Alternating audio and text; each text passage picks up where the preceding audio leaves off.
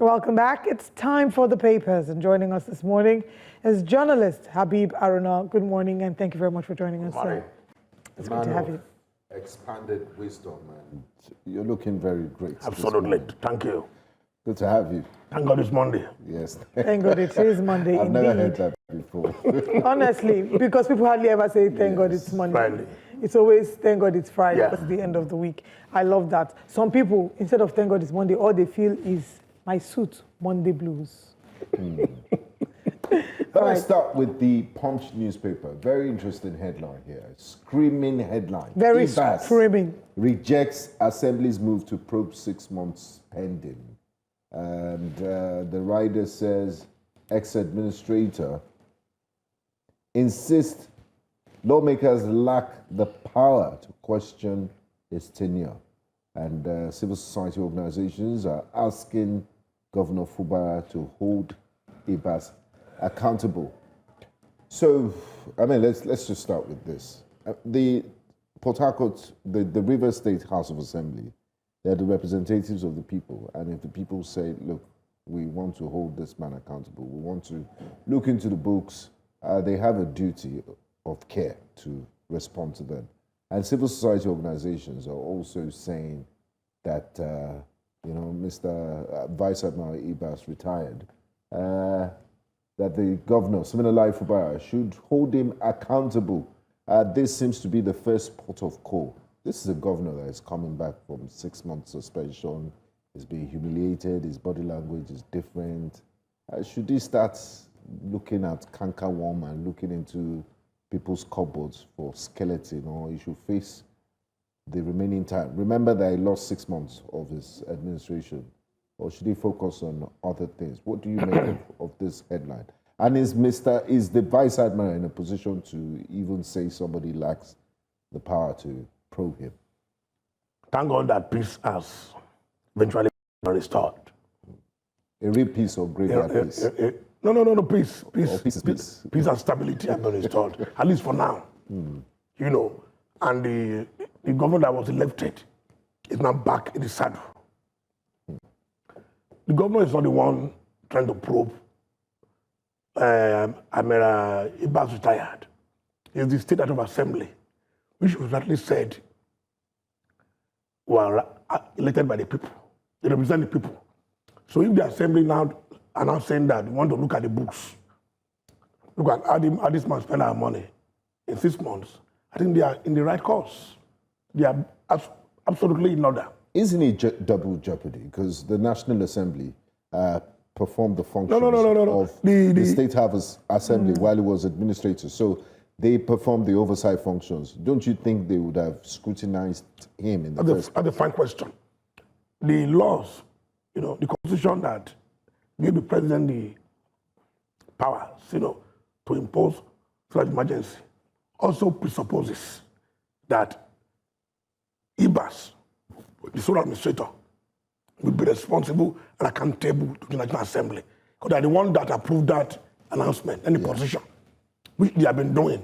We've seen Ibas many times going to Abuja to face the senators and reps members on what this would have been doing. But the State Assembly doesn't have a duty. God is a local matter. Every politics is local. Yes. Let's look at what this man has been doing. Opening the books to not mean that the man is guilty. Please, let's get it right. This is not the first time we're having state of emergencies imposed. Badagry did it in Plateau and Ekiti. But those administrators, Ali, the late Ali, and the General Lore, they did not exceed their boundary.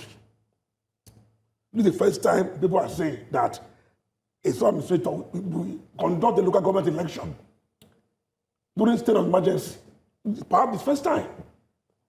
So there are many steps that this man took, Ibas, that were questionable and by extension unconstitutional.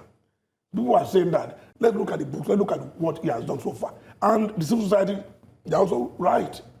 This man is bragging that he has done those things. Let's look at it. Let's look at how far he has done. I mean, nobody is passing judgment yet.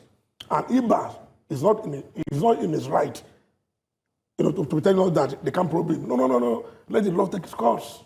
If your own is to just keep quiet, Exactly. go through the night, walk through the night. We are not longer in the picture. Let's look at what we have done so And it far. cannot stop investigation. Absolutely. You can, It's like, not. Why is the he afraid? innocent need not fear judgment. Absolutely. Like, if they're investigating you and you know that you have done everything by the books, there's nothing to be afraid. I guess it's saying you didn't appoint me, so who are you to question me? No, we didn't appoint you, but we're not in a banana republic. And you served my state. You served, exactly. We need to be able to account for the past 6 months. But we're still seeing here on the front page. Let's move to another story. Dangote refinery changes come to the oil sector, Nigerian economy. Otedola tells that man. That's an advertorial. Yes. By Otedola. Crude oil supply to domestic refineries hit 67.6 million barrels. And Borno terrorist attack victims hospitalized in Cameroon. Apparently, there was a terrorist attack in Borno State. And it's interesting. Typically, you know, we don't see a number of these on the front pages of the Punch. It's usually the Daily Trust that shows that apparently enough airstrikes killed 25 terrorists in Borno Yobe. Nigerian Air Force has killed more than 25 terrorists in a coordinated night air operation at Bula in Yobe and Banki Axis of Borno. This was contained in a statement released by the Director, Public Relations and Information, NAF Air Commodore Ehimen Ejodame, on Saturday in Abuja. Let's now move on to another paper, and this time around, let's look at the date. Okay, you want to speak on that? I was thinking like you are going to talk about the issue of Otedola. Okay. It's intervention, you know. Yes. And this supply chain between The squabble. the marketers and Dangote. It will be difficult, in my view, for the marketers to win this war. Even this battle for the war. They don't have the resources. I doubt. Not only resources. They don't have a case. And even public opinion is Otedola, people will say that, yes, we know it should be expected that you support your friend, Dangote. But you look at the issues for Otedola race, very congent, very paramount, and very important. You can't be taking us back. Let's move forward. You know, this thing you are doing is for your own selfish interest. Dangote refinery has come to stay. Man spend so much money, invested a lot of money in it, and go and participate. Don't hold him down. That is what Otedola is saying. And for you to spend so much money to make his case, I think it's something that we should take into consideration. You know, they cannot win this. They've been doing this thing for long. And if you expect Dangote and his people to keep quiet, after investing so much money, you're a joker. They will fight these people, and the government will be watching. And at the right time, they will intervene and stop this nonsense. Let's move this country forward. And it will continue too, because our refineries are not working. Right. Refineries that many have advocated that if they are not working, Dangote will just, people will lead to Dangote. It's always working. He has congratulated Dangote. He congratulated Dangote So if and the oil said, is not working, you are importing fuel. And you want Nigeria to keep quiet. When you have a refinery that is working here and like you're saving us $100. Forex, so you cannot work. So Nigeria will support Dangote to stabilize the price regime and make sure that these guys are not taking us for a ride. all right. Accuse are a thing of the past, yes. He said here that, you know, that man should innovate or die. You know, it's something that they say Absolutely. basically like, it's a quote that they would typically say, you innovate or you die. Die, we're not meaning literally, but your business won't model survive, yeah. will not be able to survive if you don't, you know, keep up with the times. But let's move on to another story. On the THISDAY newspaper, El Rufai planning life presidency, not genuine Democrat. When Omokri says, I love Jonathan, but I will support Tinubu in 2027. UK, Canada, Australia, others announced recognition of State of Palestine. More Israeli allies to follow. On reconciled Federation funds, FARC awaits NNPC on $42.37 billion, OAGF on 2 trillion naira pending payments. Alleged unpaid monies over 2011 to 2017. Adult committee tasks National Oil firm to account for exploration fields since 1969. I think that's all that we have on front page. I want Mr. Habib Haruna to react to El-Rufai. Tinubu planning life presidency, not a genuine Democrat. I mean, if you recall, at the Royal Institute of International Affairs a few years ago, just very few years ago, Mr. President, then it was the presidential candidate of the APC, having won the convention, was with Dele Alake, Nasir El-Rufai, and Oshomole and the rest. And Nasir, Chatham House. also known as Chatham House, the Correct. Royal Institute of International Affairs, yes. And he posed the question, and Mr. President said, you know, one of his greatest gifts is dedication. So he pointed to Nasir, he said, Nasir, answer this question. And Malam Nasir El-Rufai was very happy, and he answered the question. Fast forward 2 years down the line, or 3 years, the story is different now. He's saying that Mr. Tinubu is planning a life presidency. Did you not see that at Chatham House? What do you make of this? Is it even possible in our current democratic space? Because over the weekend too, Mr. former President Olusegun Obasanjo said he could have gotten a third term if he wanted to. So this third term discussion, is there a smoke without a fire? Is President Tinubu actually going for a third term, or is he planning a life presidency, according to Malam Nasir El-Rufai? I will not, I like your background. I will not think so. Well, the president is a strategist. He knows his game, you know, and he understood that Nigeria is too complex. It's too complex for any sitting president to envisage a short term. When the Constitution made it very clear, very explicit, they can only serve for 2 terms. That would be difficult. What El-Rufai is a politician. We'll be hearing more of this from El-Rufai and his co-travelers. All right, we have a call. As time go by. Let's quickly take this call from Alhaji Muhammad calling from Port Harcourt, and then we'll come back. Good morning, Alhaji Muhammad. Thank you for calling. Please go ahead. Good morning. Good morning. Everyone. My name is Alhaji Hassan Mohammed in Dabaki. I'm calling from Port Harcourt. All right. Please go ahead. I want to comment on the issue of River State political crisis, where those involved in the crisis are now crying foul. I think it's a very sad one. That's why they say when you know the beginning of a crisis, you may not be able to predict the ending or the finishing line. And that is what some of them are suffering for. Now, the sole administrator cannot be saying that it's immune to prosecution, but unfortunately, the both sides of the divide are not also prosecuting because there's a judgment that has not been vacated that was granted by Justice Brian Buba in 2007 that gave a perpetual injection against investigation, prosecution, and so on, and finances of the state. And somebody is coming here to say, okay, he wants to also do the same. Now, in the declaration of state of emergency, it is a pronouncement by the president, appointing whoever that he so desired to pick and watch over the affairs of River State, even though it was done out of, illegality. So I think we should look at the peace process in River State. We are running into the second episode of the crisis because we've not seen a single local government chairman, a single assembly member, a single appointees that were part of the Akpabio Wiki faction of the crisis have gone to meet the governor in the airport or at governor house or make any form of, congratulatory message. So what does that tell you? I think we are not ready for peace.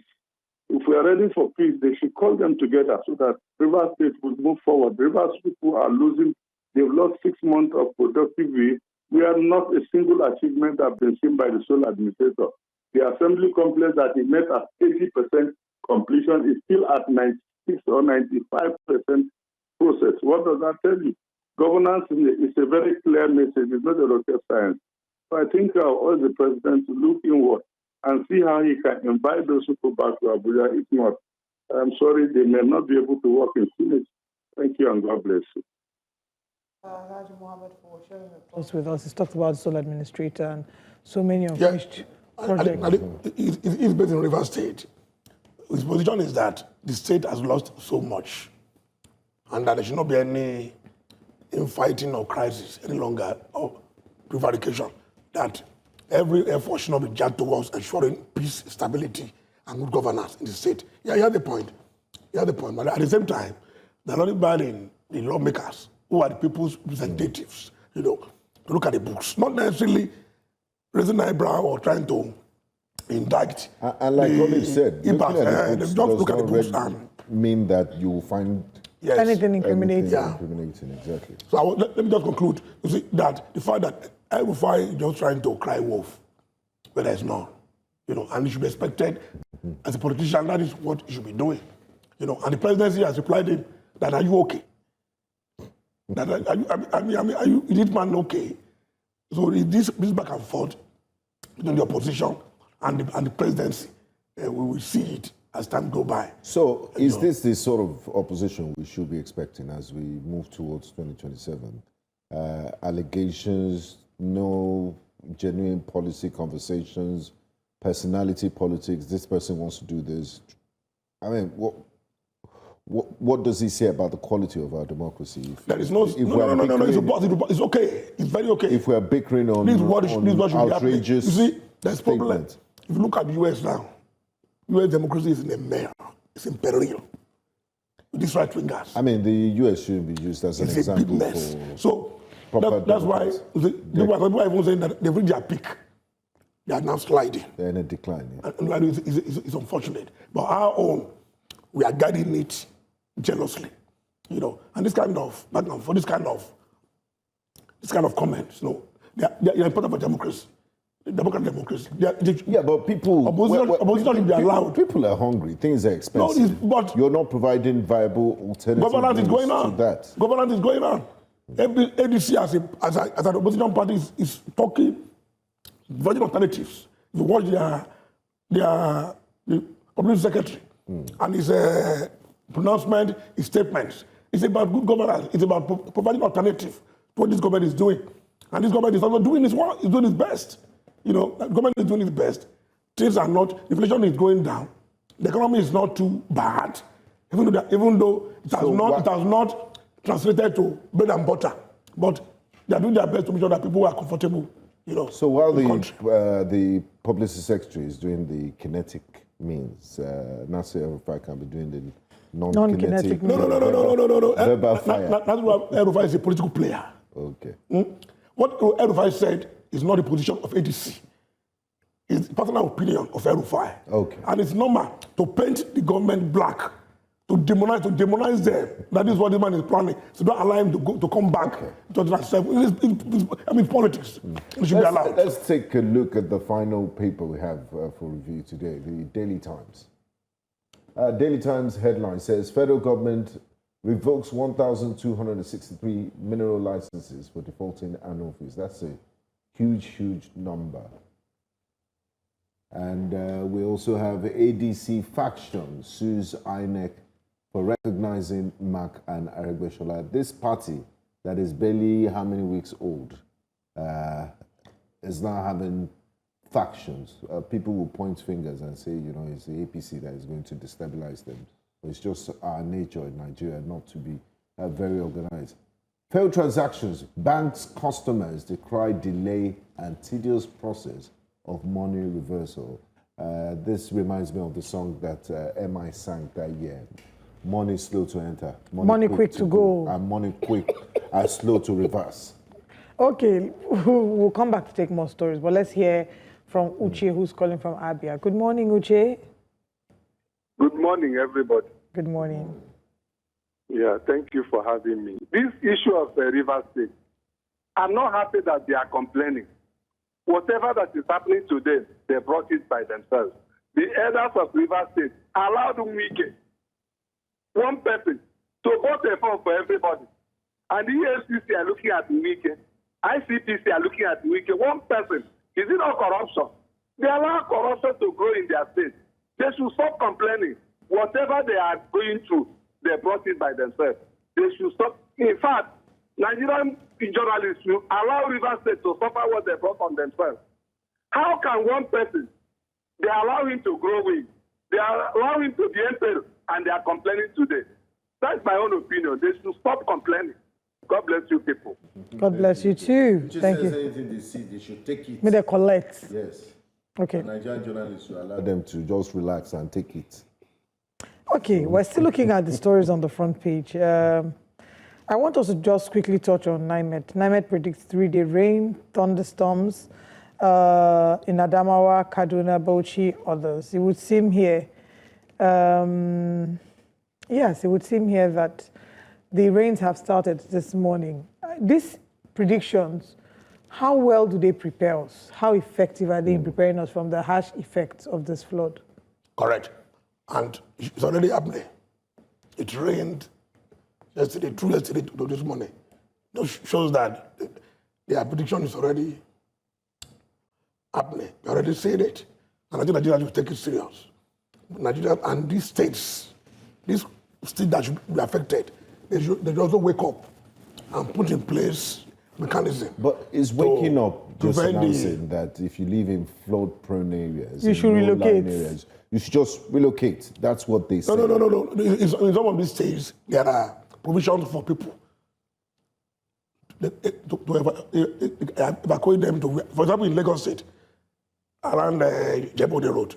No, there are locations around the country. The state emergency. Absolutely, where they can locate. Both state and federal agencies. Okay. Yeah.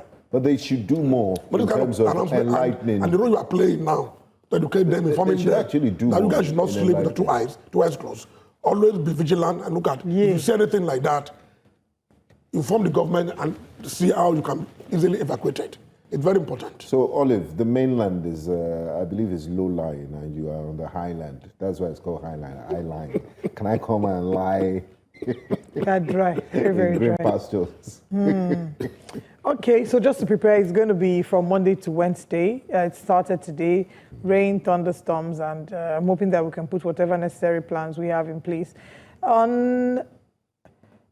Let's look at the big story. Federal government revokes 1,263 mineral licenses for defaulting annual fees. Let's take a look at that.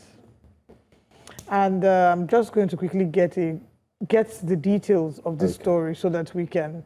This is quite a huge number. And mining is a capital-intensive industry. So it's only came out yesterday in the with online. And it's very clear. Is it so that they've been declining? So what they're saying is that paying for years. They are trying to sanitize the solid minerals space. And they are trying to be in compliance with extant laws. And it's great because we haven't heard a lot from the Minister of Solid Minerals. So Dr. Dele Alake, we're hearing a lot from him here now. And this was, of course, released by him in a statement issued by Special Assistant on Media, Segun Tumori. According to the minister, the revoked titles comprise 584 exploration licenses, 65 mining leases, 144 quarry licenses, and 470 small-scale mining leases. These licenses will now be deleted from the electronic mining cadastral system portal of the Nigerian Mining Cadastral Office. And he explained that the revocation was approved following recommendations from the MCO after the affected companies failed to comply with the mandatory payment of their annual service fees. One of the biggest discoveries of this administration is the fact that you can make money through mining. And Alake, a close pally of the president, was put in charge. And if you look at the record in the past 2 years, he's been making a lot of money for the government. So that's why anything he says, people listen. So what he's saying here is that many people have been defaulting in paying their annual dues. So they've checked it and realized that people that they've been warned severally. They did not conform, and that is why the government went ahead to revoke their licenses. So it's not a what's the word? I'm trying to look at. It's not an arbitrary revocation. No. They followed the normal process. The process was followed, and they were told to pay, and they refused to pay. So they say a number of people also collect licenses and keep them in the drawer. That paying your annual fees is the least way to show your seriousness. Absolutely. That you're interested in. I mean, and mining is capital intensive. I wonder how you get a license. The federal government is handling more money now in this sector. Dues. Yes. As never before. So we should appreciate. I mean, a lot of us were expecting Dele Alake to be Minister of Information, given his background. Yeah. And as Commissioner of Information and Strategy in Lagos State. But because of the seriousness and also the presidency's will to move beyond oil And generate more money and diversify the exchange. economy. Started to put demand there, and it's performing very well. Okay, to wrap up the conversation this morning, I want to just share a header there at the bottom that says CJN to inaugurate 57 new SANs as Supreme Court marks new legal year, September 29, so in 7 days. We're going to have new Leonard Silks. So both SAN. I'm hoping your name. I was waiting for that. If you did not say that, I would have said Benga Bora is not. You're approaching 10 years at the bar. I'm more than 10 years at the bar. More than 10 years at the bar. Yeah. Which drink That's do not you because drink of that. But she's more of a broadcaster now. Yeah, than a lawyer. I'm definitely over a decade at the legal bar. luminary. And being an SAN is a lot of work. The requirements are intense. So for those who have scaled through, congratulations to them. I will look forward to seeing the innovation. I have to friend last one before we go. I'm sure you saw that video over the weekend. I believe it was Anambra State or Abia State Judiciary. The Chief Judge was marking the start of the judicial year. She was wearing a gown and they were dancing. And it led to a lot of comments about, decolonizing our minds and our bodies. Those wigs, they kind of, with due respect, some of the comments said they look like masquerade. So is it time what do you make about this? Revisiting the wig and gown argument? It's colonial relics. Well, I don't have any comment on that. Oh, you're not a lawyer. He's a lawyer, yeah. And I have 2 lawyers as children. Wow, nice. Yeah. Well, the truth is, if you ask a number of lawyers, there are mixed reactions. There are those who think, yes, they are colonial relics, and the current reality of Nigeria's weather doesn't even encourage you to wear the wig and gown. Because if you go to other climes in the West, they don't wear wig and gown in courts.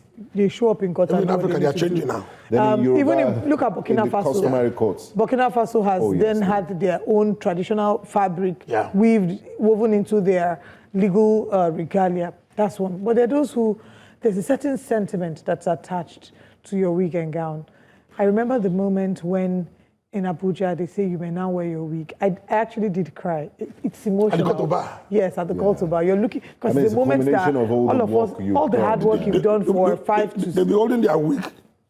Then they will now announce. You may now wear your wig. And then as you wear your wig, it's like you're being officially welcomed into the bar. So very symbolic. It's mixed reactions, really. I was there with my son wearing. What is so? Congratulations, Daddy lawyer. You're a very proud father. Okay. I have 2 lawyers. I know, Daddy lawyers. We've come to the end of the show today. Thank you very much for joining us. We'll be back again tomorrow. But as we wrap up, I want to give a shout out to one of our guests, a young girl who's making a mark incredibly in the entertainment world, and also an inspiration to many other young girls. Her name is Pink Sax Girl, and it's her birthday. So happy birthday to you from all of us here on Breakfast Central at News Central. Wish you many years of being the absolute incredible gem that you are. And this is how we wrap up today. We'll see you again tomorrow. I am Olive Emodi. And I'm Benga Bora. I'll see you tomorrow. Bye-bye.